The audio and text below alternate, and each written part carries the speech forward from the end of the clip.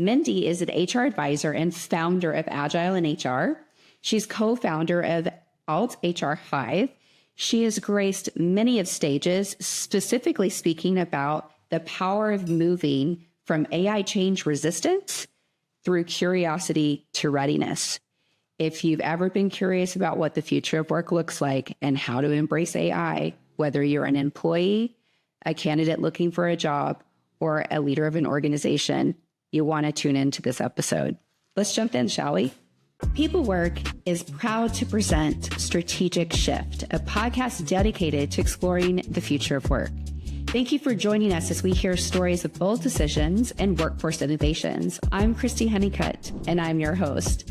Mindy, thank you so much for joining us today. I know that my introduction of you cannot do you justice. You are such a bad mamma jamma in HR. So would you please share what you do and who you do it for, and just let the audience know a little bit more about you?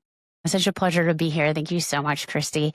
I am, well, as everyone you said, Mindy Honcoop, and I was a founder of Agile in HR. And I started Agile in HR after being a HR professional and leader for over 20 years, and in-house in tech organizations, starting out at large companies, publicly traded. And then as I moved into leadership roles, moved into smaller organizations that were venture capital and private equity backed. And I just had a passion to impact more companies than just being at one. And so I founded Agile in HR. I also was looking for my next chief people officer job, and the interview started becoming advising in nature. And when a company hired me as their advisor, and that opened up a whole new door that I had never explored for myself. And I just started to fall in love with fractional work, working with small, medium businesses between 50 and 500 employees. And the fractional work really has morphed into mentor coaching and advising HR professionals in these organizations to really think through, we're in this phase of change. And how do we really support our current HR professionals and leaders through this incredible shift, and not to just survive, but to really thrive and really be a part of rethinking what does a workplace look like next with other functional leaders. And definitely there is room, I believe, truly for people strategy in that. And I think we're going to get into that a little bit here. I also have the joy of being a co-founder now of Alt HR Hive with Marnie Robbins, and also get to do a little work with MebeBot as their VP of Customer Success. Great workplace AI technology. Wow. So woman of many hats and lots of passions, but your passion has always come back to the people and being That's right. human-centered. That's anyone that crosses your path. An audience, I've had the privilege of partnering with this woman and doing different conferences. The last one I saw you at was in Austin, which is, and you're still doing that, right? It's Disrupt HR? Yep, Disrupt HR. They just had the last event in September. It's an annual event now. And the fabulous leader, Melinda Stallings. It's a beautiful event, really fun energy. And you get to hear from usually around 12 speakers, and they use a catapucha method. So they have 20 slides that auto advance every 20 seconds. Well, I enjoyed the last one I went to. So if anyone is listening and you're in the Austin area, you have to connect with Mindy and go to HR Disrupt. It's so much fun. But if anyone has been in your sphere, they know that you are very human-centered first. Mm-hmm. And working with all of these HR organizations, and that's your sweet spot, which we all know is human. We are experiencing a change, right? We're experiencing a change in organizations, how we're going after people, how we're mentoring and bringing up people, and then also how we're attracting those people. So it's kind of a two-sided coin that our world is experiencing a significant difference and change. And I think that we have to lean in with crazy curiosity right now. So with you doing the majority of your work, I'm going to presume that it's around change management, AI, and fear, Yeah. overcoming fear. Can you Mhm. talk a little bit about what you're seeing? Because you were a practitioner and now you're an advisor, mentee coach. Would love to hear that. Oh, yeah. And I think that is underlying most of when people come to me, there's a change happening and a shift in the organization. And it's where are we at today, really diagnosing kind of that current state, but also helping paint what does that future desired state look like. Often there's a lack of clarity around that, or it's being owned by a person and Mm-hmm. there hasn't been able to have the capability of dialogue and hearing from other voices that speak into co-designing that future desired state, which has a whole host of interesting complexities when you have one person owning how an entire workplace ecosystem is supposed to function. And so just are also walking through and stepping through that and usually unwinding that and realizing one person cannot do that.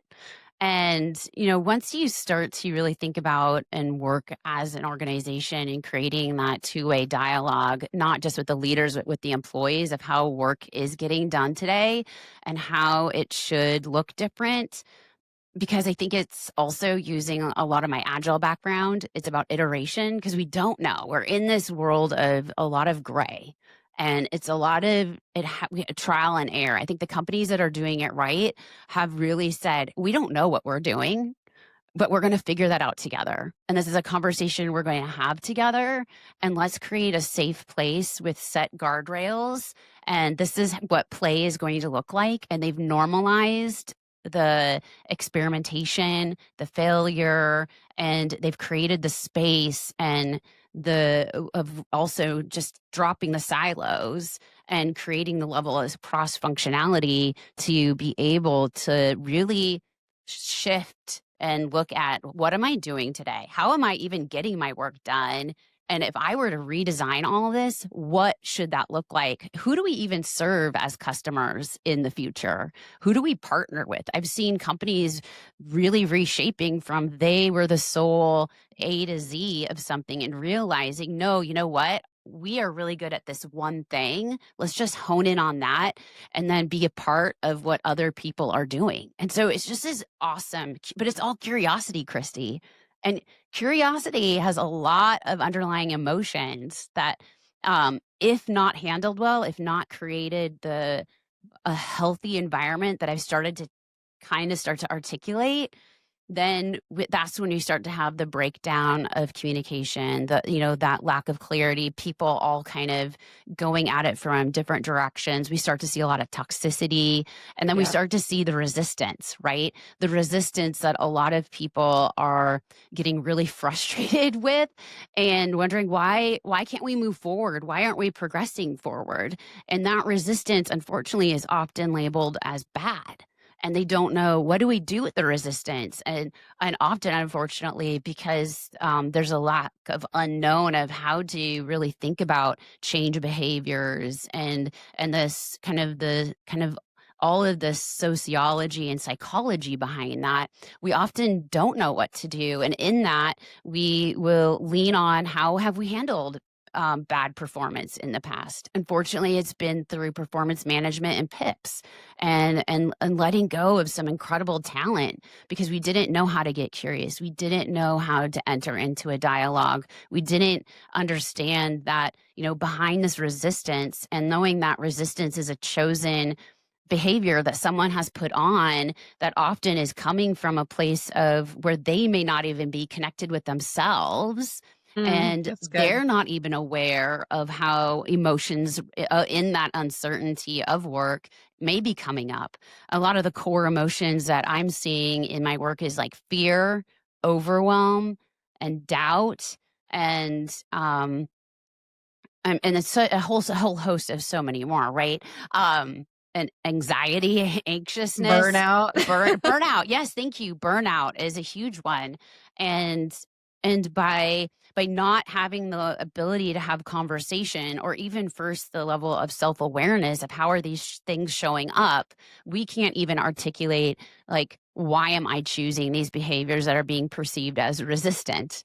And it's also because a lot of these emotions aren't normalized, right? There's a lot of shame that also goes into having some of these emotions, that I am bad, I can't do this. Why does it seem like everyone else is able to do this and I'm not? Because we're all, if we think about this just from an AI lens, we're all at a different journey in the adoption of AI. Some people, when it's brought up, is fun. It's happy for them. They love talking about it. While other people in our organizations, they like shut down because they're so afraid. They don't even know where to begin, because maybe as a workplace, we also haven't made it clear, right, of how to play with AI in a safe way. So some people are hiding that they're playing with it. And then because it feels like if I bring it up, it may be like I'm cheating at work. And so there's just this whole host of complexity of emotion that we're just are underneath, like an iceberg, that are just underneath the surface. Mm-hmm. And so I work with a lot of organizations to really think about, through change, is often taking a step back and being curious, and to really diagnose what is that current state, in order to then be able to think about, how do we gather the data that's needed to solution and brainstorm around, and bringing the right people in the room to hold that, to design, in order to then launch solutions that really make a difference. And especially with the level of, when you think about even AI or change management just in general, you really have to get to that tailored personal level, because each person in your organization has an impact and in what they're doing. And being able to get to the point where do we know where everyone is, and how are we creating dialogue with them to speak into this, that really drives greater success. I've been You talking a know, lot, so I'll stop. I love that you talk a lot. It makes my job easy. But I have to tell you, and I interview a lot of C-suite leaders and a lot of innovators in the future of work. I have to say, with full clarity, you're the only person that's tied it back to emotion, because at the end of the day, and look, I'm a woo meditation yoga nut. You literally are the only person I've heard tie it back to emotion and to, like, self-regulation and understanding why you feel the way you feel. So if we peel back the layers, it impacts every person. And we can't have companies with just robots and AI. Like, it takes humans to move it forward. And if we lose the very essence of who we are and why we feel the way we feel, and we don't take a moment for self-reflection, we can't show up. So I love that you're bringing that lens to organizations to help them really peel back the onions and understand. And I think it's fantastic that you've identified that it can't sit with one person. Now, previously in my life, I've represented tech firms, and there's different thought methodologies out there that the tech is everything. Just sell it. It doesn't matter who the user is. And I'm of the opinion personally that, if you've got a really good marketing team, good on you. If you've got a really good salesperson, great on you. But if you're only selling it to that one person that may not impact the rest of the organization, your users aren't going to adopt it, and you're a one-trick pony. So knowing that I've lived through that, knowing that you see it all the time, you've probably lived through it as well.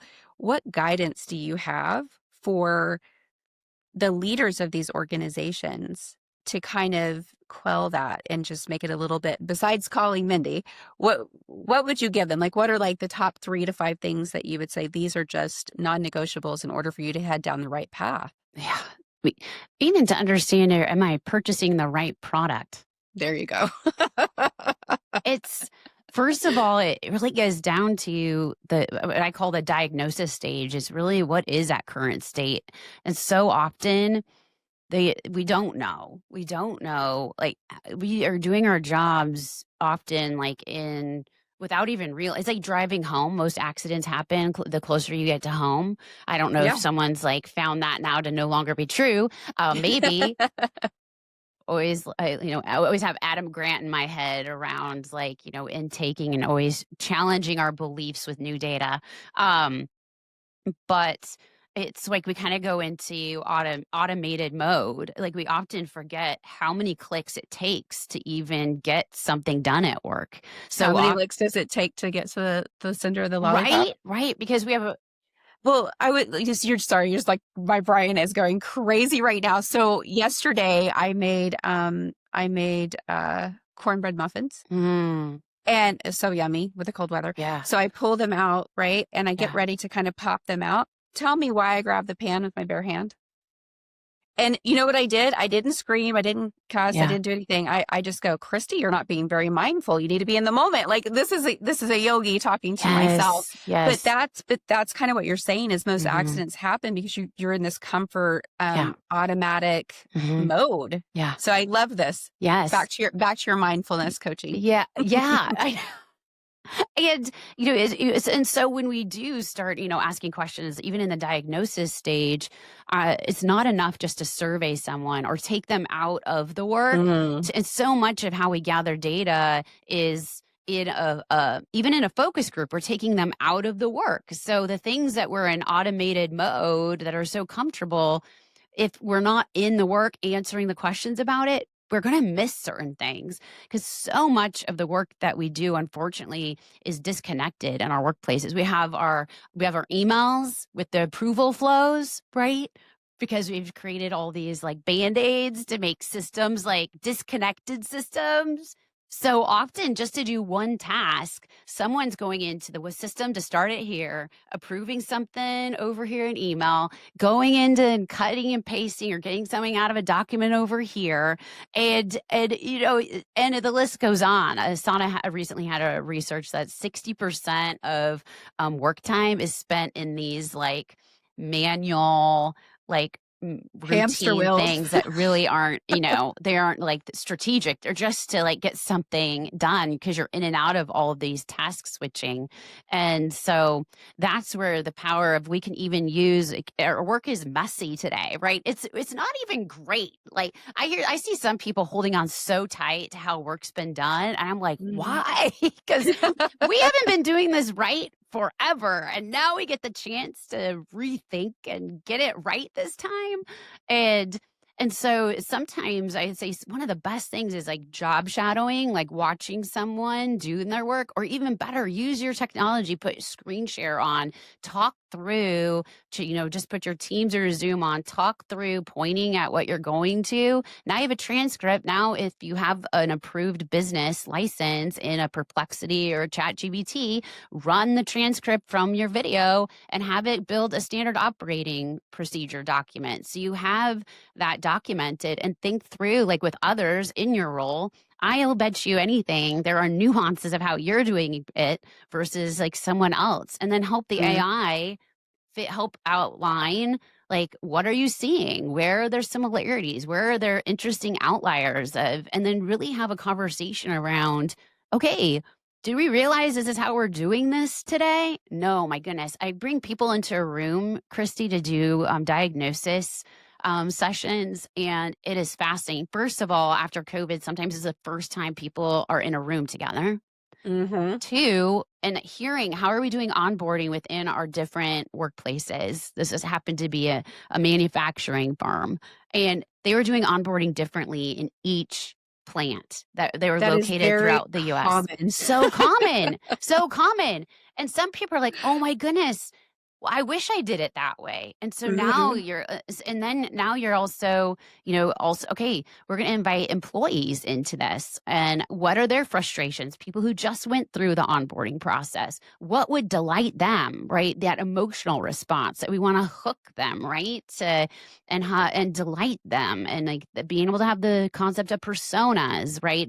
All of this helps us to really tailor and get to some of the real clear opportunity statements. I like to call them opportunity statements versus problem statements, because problem statements are about something that happened. It's a problem, but opportunity helps us to really look forward into solutioning and help people let go of defensive-ness. So it's also another kind of coaching aspect there, so that our own emotions don't trump us. Because if we go into problem, where do we often go? Whose problem was this?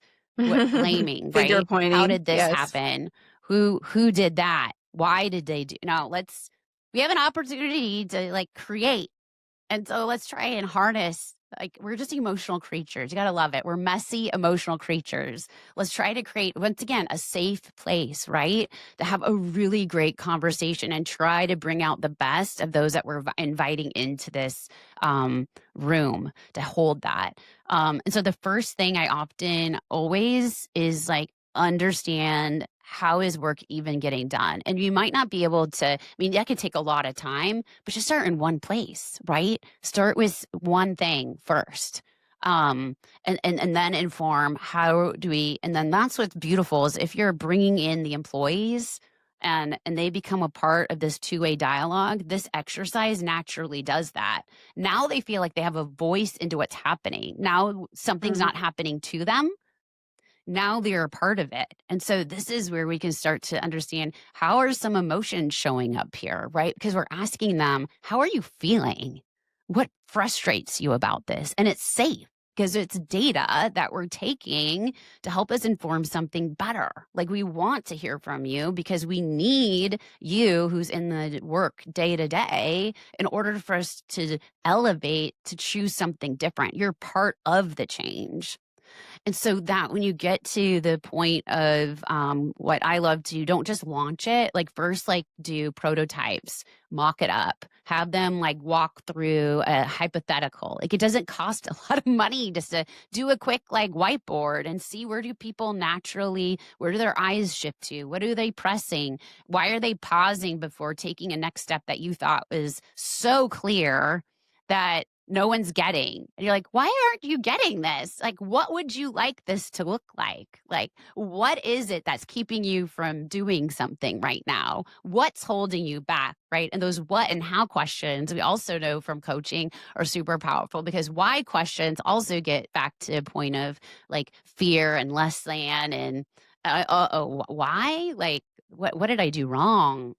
And so it's all about how can we do our best at creating, where is fear? I mean, all of this is going back to those emotional pillars because once we know where those emotions are, then we can actually think about how do we move from that, shift that with the right tools and resources and into future forward thinking, into a more, you know, how to, when we're mitigating those emotions or and reducing them, we're normalizing them, we're neutralizing them so that we can move into readiness. But it's all this curiosity, right? I say without curiosity, without confidence, without clarity, like we can't get into readiness, which I think is where we're seeing a lot of this transformative like case studies coming back that have really low adoption and usage because we're not spending the time on these few things. Well, and I firmly believe that HR and chief people officers and anybody that's over people is one of, if not the most important role in an organization, because I still do not care. You cannot move your company forward without the people.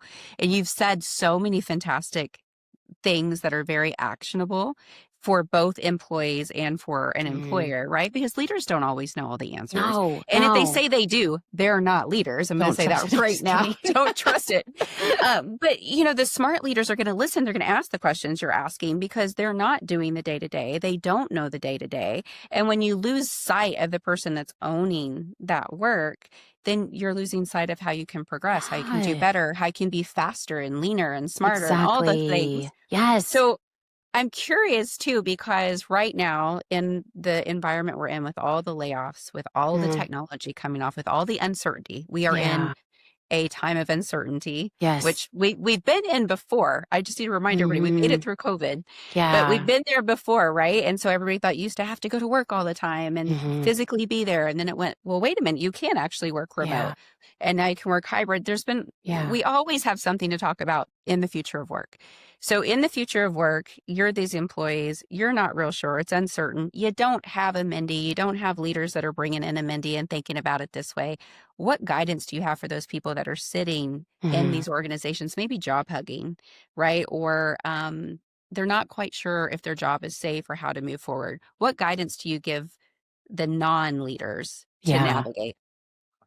I mean, I think it's so much too around reconnecting with ourselves, because in uncertainty, we can start to really get to a place of I mean, our less than voices. So we could become our own worst enemy.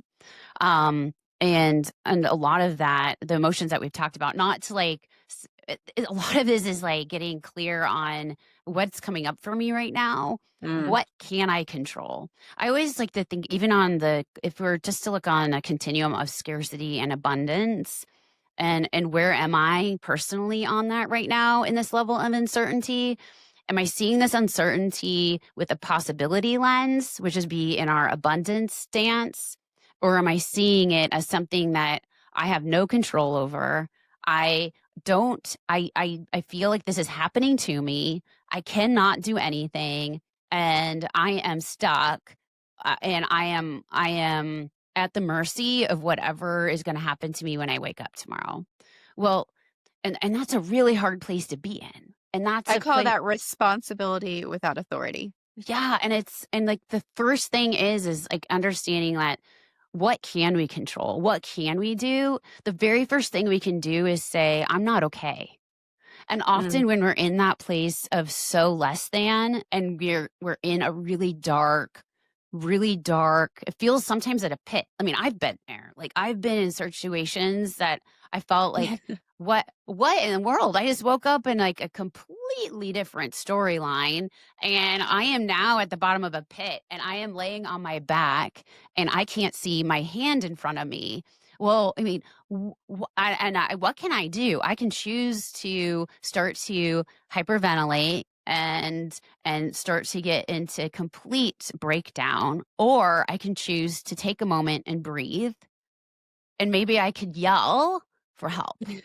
And maybe there is someone there to hear me. And that's what I often find. I often find so much that the first thing, depending on where you're at and where you are, if you don't feel like you have any control, the one thing is realizing that we can't, there's always something we can control. And what have we tried? What have we tried? And if the things we've been trying aren't working, like what is one different thing I can try?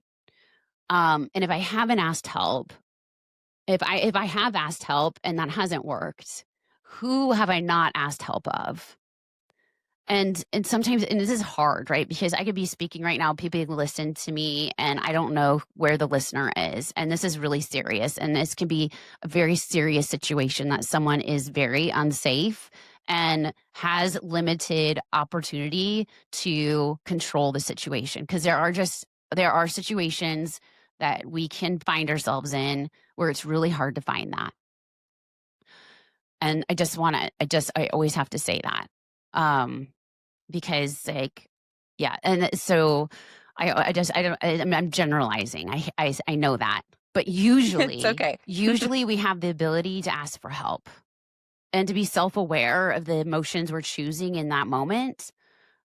And if we could even shift how we see it, like where might there be a possibility here? Yeah, I think it's all in how you perceive your current situation, and then trying to, sunny side up, right? You're just trying to choose the positive, right? The opportunity versus the problem, which I think is a really huge thing. As we, and look, there are so many organizations and so many people. I love the fact that you're a practitioner and that you've gone into advising, because I think there's so much value in that, because you're not someone that's just selling something or doing something or servicing something. You've been there, you've done it, you've been through the pain points. So you have empathy, you have understanding and alignment, which is wonderful, and that we need more of that in this world. So thank you for doing that. Yeah. What my heart goes out to our colleagues and to, our workforce that's been impacted.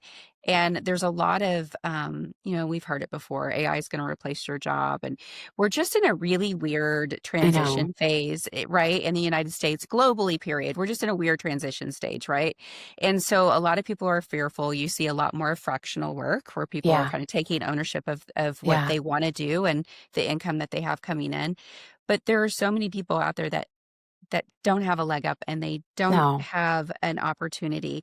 Now, there are organizations, People Work is one of them, who sponsors Yeah. Strategic Shift that we're on, that will host interview days and try to hire 100 people in a day. Like, there are companies that are shaking the trees and trying to make things happen for our Yeah. community. If you're in the community and you're looking for a job, Mindy, based on what you're seeing, organizations that are trying to do the right thing, what advice do you give for job seekers? Because I think we've gone through cycles in talent and HR where it's, a master's degree is required, a bachelor's degree is required, this skill set, that skills, certifications, all the different things that are requirements. And we've all had hiring managers that just had unrealistic expectations. Mhm. What is your thought on attributes and capability versus credentialing and in the future of work? Like, are we moving away from that with all the tech we have? Are we moving more towards attributes and capabilities, or do you think we're still stuck in you have to complete XYZ to even be seen? Yeah, I mean, that is the question, because I think our technology systems that we're using to go through the thousands of applications right now, that is just beyond a human's capability to even get through. Unfortunately, we're still stuck with like knockout questions and, do you have 3+ years of experience, and are you using the right keywords or not? Um, and obviously you need certifications for certain, like if you're using certain levels of equipment, if we're in manufacturing and stuff. So there's certain things that will, I think for now, will Certain be there. non-negotiables. Yeah, yeah. But if we're talking if more in the world of technology, for me, I think there is a shift towards the, really the capabilities, right? And the aptitude and the ability to learn. Because I think that, especially if we have a culture of continuous learning, you really want to hire and add to that culture of people who are proven to be continuous learners. And what does that look like, and how have you defined that in your organization? And you see companies that are really trying to even reach out to and create pipelines of talent to that, and to upskill that, and through interesting certification programs. I know IBM has like some interesting things that are available. Libraries now do so much more than we ever could know around job search. And, depending on the types of jobs we're looking for, there's so many communities now that we can lean into that have resources available. I think when you take a step back, it's about thinking through, what am I actually really great at? I think because our world of work is so broken, that we within our functions have become Swiss Army knives. We've just become so good at so many things that we often, when I'm working with people going through a transition of career or, seeking their next job, it often is going back to, what am I like? How do I articulate my superpower? What is the value I bring to an organization? It's hard to say when you're a Swiss Army knife what that specifically is. And so I often like work with people with a Venn diagram and say, okay, what are the things you're really great at? What are the things that you really bring you out of that list? True joy. What is it you don't know yet that you just haven't had the opportunity to experience yet? And what is it that organizations are really valuing right now? And based on your understanding of where there's routine of work that's, more manual, that's going to be easier because it's repetitive to be done with technology, once we take those off of the list, where, what's on there? What is on there? And how do we then align that with like desired jobs and speak into that, and also help to start frame it and shape it and help people be able to see where there are gaps in organizations. It's especially interesting, an example of a friend who is really into workplace experience, which is like a reimagining of our old facility teams. Yeah. And I love what some companies are doing right now around this, and how some kind of what used to be around culture enablement, and which is so like a lot of companies like did that so differently, but they're like merging some of these things that people had owned in the past and putting it into this really strategic um, workplace experience. And there's a lot of human-centered design in it, but there's also a lot of interesting nuances. When I was hearing someone talk about some of the experiences they had in the past to get to that list of what's their superpower, I was like, oh my goodness, like I'm starting to see jobs, I think, that align with this around workplace experience. So they were able to start in one role, but then be able to highlight some of the gaps they were seeing in the organization that leaned into her superpower. And she was able to help co-create a new job I love that. in the work. And I think that is often when I'm looking with the job search and like speaking to that, but you first have to take a step back and really understand, like, what is it that I even do? Mm. And what is it I like to do? Yeah, And exactly. what is it I don't like to do? Right. Because you're not going to get hired for something you don't like to do nowadays. Because you have 1,000 people you're talking to. You and I were recruiters, Christy. Like, Mhm. you get excited when someone's excited about what they're talking about. You're like, I want that person. I want that energy. Yes. Well, good energy can change change an organization. Bad energy Yeah. can break an Yes. organization Yes. at any level. Yeah. It's like cancer. It just Right. ramps through. Yeah. No, these are all really good points. And you hit on upskilling, which I think has been a mystery for so many years, which is so crazy to me, because it's like, guys, this is what I do. This is what I want to do. Here's the gaps in between. Yes. It's not rocket science, Right. but it's hard, I think, when you're thinking about it in yourself Yes. and what is it that you like to do, and Yeah. where do you get to? It was really interesting, Christy. Someone was asking about reskilling the other day, and I just kind of had this epiphany. And it was kind of through a combination of conversations I was in. And I was like, well, do you onboard today? And do you have the concept of like, onboarding to be fully functional in a role, not just like pre-boarding?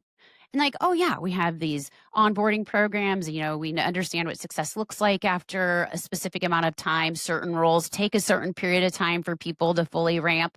I'm like, awesome.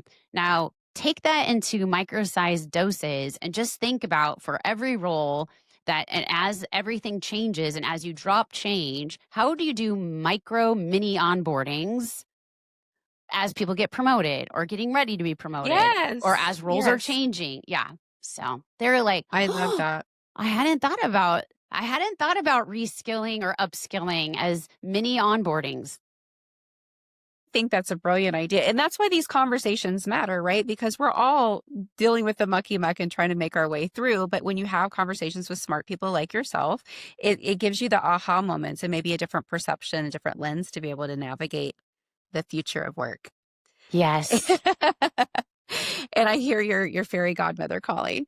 Well, Sorry, my phone's usually on do not disturb, but the one person that gets through is my husband. So I'm so sorry.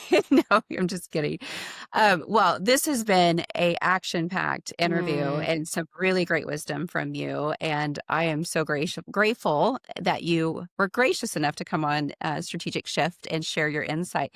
So for those that found you as fascinating, as knowledgeable as I have, where can they get in touch with you? How can they work with you? Yeah. So LinkedIn is one of the best places to reach out, direct message me. I love hearing from people, just even if you have feedback or ideas. I love collaborating. So it's such an honor to be here and such an important topic, Christy. So these conversations have to continue because we're inspired through people's stories.